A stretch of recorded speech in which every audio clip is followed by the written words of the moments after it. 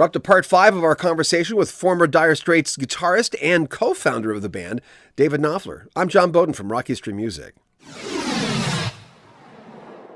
David Knopfler is the younger brother of Mark Knopfler, who's well known as being the leader of Dire Straits, but it wasn't always that way. In the beginning of their career, both of them were writing songs for the band. By the time their debut album came out in 1978, it was all Mark Knopfler. And with that combination in the band, well, David Knopfler left after the making of their third album. Remember, Dire Straits 78, Communique 79, Making Movies was in the process of being made when David had to leave. Here's our conversation. You know, the debut album is sometimes your life's work up to that point.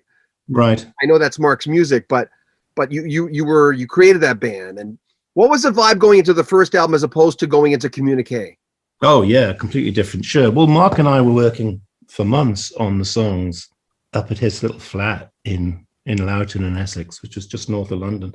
I'd moved to London I'd taken the social work job to be near Mark, but I didn't quite know the geography of how London worked. Actually, I was right down in southeast London. He was way up, both on tube lines, but it took over an hour and a quarter or something to get there and back. So it wasn't the best of locations, but I took a job in London really to be near my brother. When I went to see my careers advisor, I'd graduated, and she said, "What do you want to do?" I said, "I want to work in a guitar shop." And she laughed, because in those days nobody thought that could be a career choice. Yeah. And that was, to me, it was logical. You work in a guitar shop, you get to meet all the local musicians. Sooner or later you're going to form a band, and that's how you do it. It was just to me it was sensible. To her, it was funny. So she suggested social work. So I thought, well, as long as I can be near my brother in London, that might work. So he was a lecturer at Loughton, and I was a social worker in Deptford in southeast London. And I was, when I first moved there, I didn't have anywhere to live, so I was crashing on Mark's floor. And so after he got back from college, from teaching, we had 2 acoustic guitars, and we would play, and things would get written and arranged.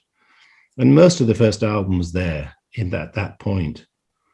Sultans he had as a piano track, and that I had very little to do with.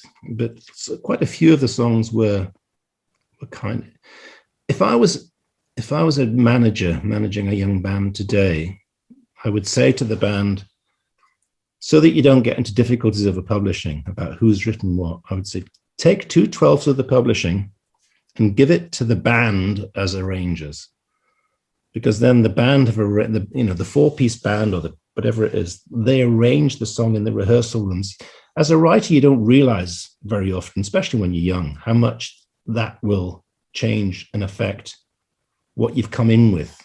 I mean, and again, it's different for every song. Some songs I come to the band with, they're absolutely finished. I've got it all here, and I only want that. I want that, and I want that. And, you can lay down the law. But more often than not, you come in with an idea, and you play it to them, and then they will play something that makes you think, oh, I like that lilt, or that thing the drummer's doing there, or that, that nice thing that he's doing with these, it could be anything that could change something. Oh, I like that 6/8 that the rhythm player put in that was originally 4/4.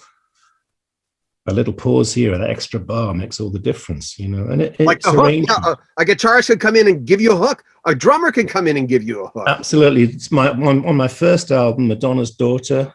I didn't give any credit to Jack Sony, who was the replacement for Hal Linders in Dire Straits, who I was rehearsing with in New York City. But the Madonna's Daughter, the first album, that guitar lick is Jack's. He gets no credit for it whatsoever. But it's pretty central. And the song was written, but he had a counter lick that really is integrated into the song. If I had my time over, I'd have given him a co-writing credit on the music. It's just how it is. I don't think anybody ever means, and I don't think there's any malice intended. It's just how it works. So that was what the first Dire Straits album was. It was Mark was driven to do what he was going to do, and he was going to do it whether I was around or not. I have no doubt about that. But at the same time, I was there. I got us the record deal. I was instrumental in the arrangements of the early songs. We played together as an acoustic duo. So there was a lot of stuff going on. This Is Kansas Anymore, is that just a Face of Reality song? That was another one that was a co-write. Hal sent me all that the original riff at the very beginning of the song, this very scratchy guitar.